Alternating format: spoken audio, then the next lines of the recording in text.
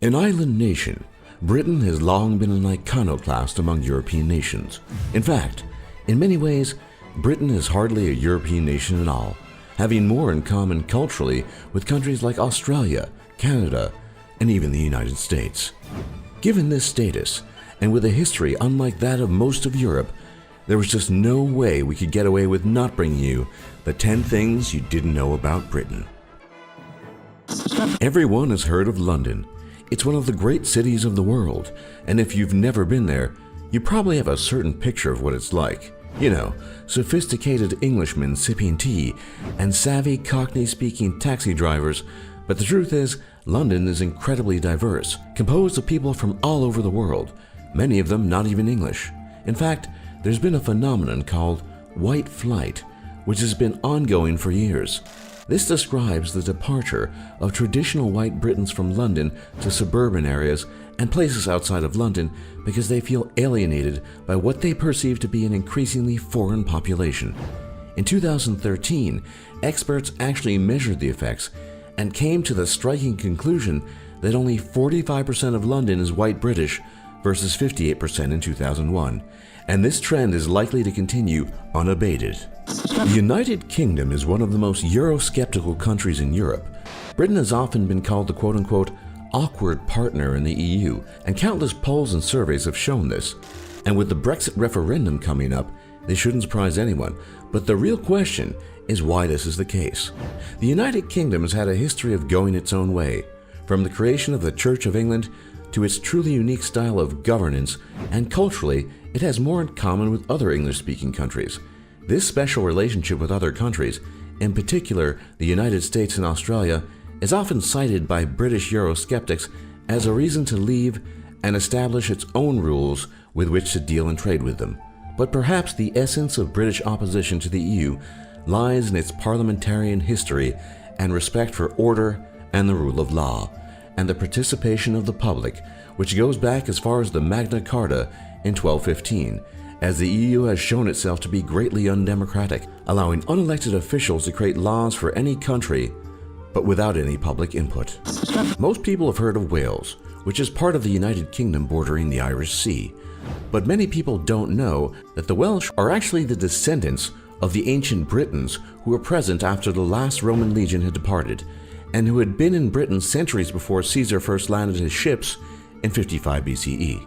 Some people even know that the ancient Britons invited over the infamous Anglo-Saxons and Jutes to aid them in conflicts with the fierce Picts in exchange for a promise of land, which was followed by betrayal, conquest, and destruction at the hands of the people who would later become the English.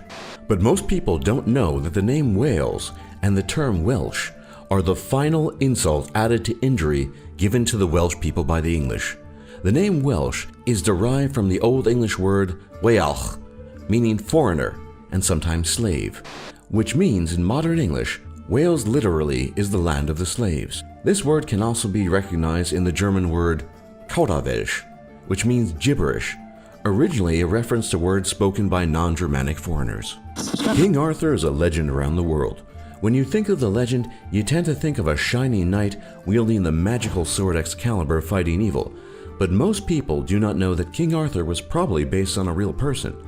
Writing in the 6th century CE, the British monk Gildas describes the Battle of Mount Badon, where a Roman-descended war leader named Ambrosius Aurelianus defeated the opposing Anglo-Saxon force in a great victory. That might have been the historical Arthur, but the real legend began when the Welsh cleric Geoffrey of Monmouth wrote the Historia Regum Britanniae, or the History of the Kings of Britain in the 12th century. Considered a literary work of national myth rather than an actual history, it features cryptic prophecies by the wizard Merlin implying the messianic return of King Arthur, the so-called once-and-future king who will rise to redeem the true British. And who knows, maybe Arthur will come back one day to liberate the British people. But for now, David Cameron probably isn't going anywhere anytime soon. Britain is a first-world European nation, yet it's also a nation with the youngest parents. Everyone knows about the phenomenon of teenage pregnancy, but the United Kingdom is breaking records in this exciting new field all the time. The title of an article from 2015 reads, quote, "Britain's youngest mum, who became pregnant when she was just 11, was back at school within 6 weeks and is getting top marks," end quote. Her mother, the proud grandmother, was just 28 at the time. Another story reads, quote, "Killer convict to become Britain's youngest granddad, aged just 27, end quote. The British government has made various attempts to limit the number of teen pregnancies, but with little success. So it's unlikely that this trend will stop anytime soon. But you know what they say, kids just want to have fun. The laws of motion. You all know them, and who discovered them? Isaac Newton. Regarded either as the developer or co-developer of calculus alongside the German Gottfried Wilhelm Leibniz, no one can deny the Englishman's genius and scientific contributions. Without Isaac Newton, it's quite possible many aspects of modern technology and civilization would ultimately not exist, such as flight and computer technology. But Newton wasn't just a scientist. In fact, he was a little bit mad in the head as well. A fanatical student of the occult and a literalist believer in the Bible, Newton spent many an hour in candlelight interpreting biblical prophecy and its impact on the world, as well as practicing the pseudoscience of alchemy. Scripture was more important to Newton than science, and he saw the physical world he studied as a reflection of God's design. This is not exactly the most rational view, but you don't get to be famous without your quirks. A Puritan Englishman, Oliver Cromwell is a name that surely rings a bell.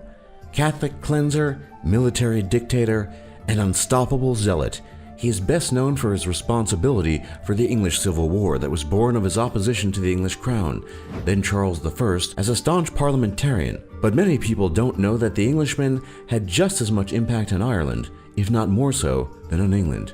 In fact, even to this day, Oliver Cromwell is the national villain of Ireland. Cromwell's legacy in Ireland is that of terror, oppression, murder, and destruction. After the Irish Catholic Confederation had taken control of Ireland, Cromwell launched a crusade against Ireland characterized by unmatched ferocity.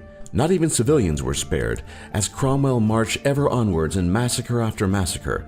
In a short time, Cromwell had managed to conquer all of Ireland, merging it into the Commonwealth of England, Scotland, and Ireland, which led to the destruction of the Irish Catholic landowning class, who were replaced by Puritan Englishmen loyal to Cromwell's cause.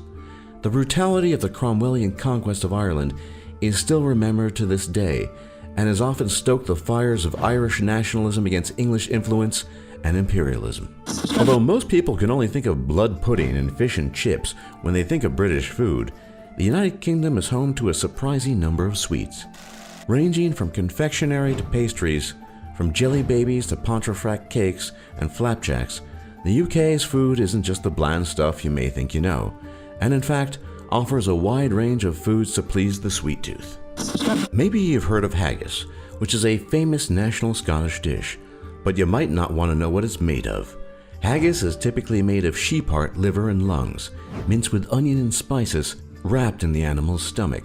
Suffice to say, haggis is an acquired taste, but the reality is that the food stems from a time in the Scottish Highlands when there were limited resources and the Highlanders had to make do with what they could find, which was sheep in great abundance. Today, haggis has national standing, but it's a little odd when you consider its humble origins. The ownership of England has changed hands many times, but what most people don't know is that half of England was occupied by Denmark of all countries for 200 years. This area, called the Danelaw, which is to say where the Danes had legal jurisdiction, was the culmination of many forays into England on the part of the Vikings starting in the late 8th century, which later resulted in full-on conflict between the English and the Danish, which lasted until finally establishing a peace settlement. Many English cities and settlements actually have Viking names as a result, places such as York, Derby, Whitby, and many more. For more top lists like this, be sure to leave a like and subscribe if you haven't already. And don't forget to check out our other videos. And we'll see you all next time.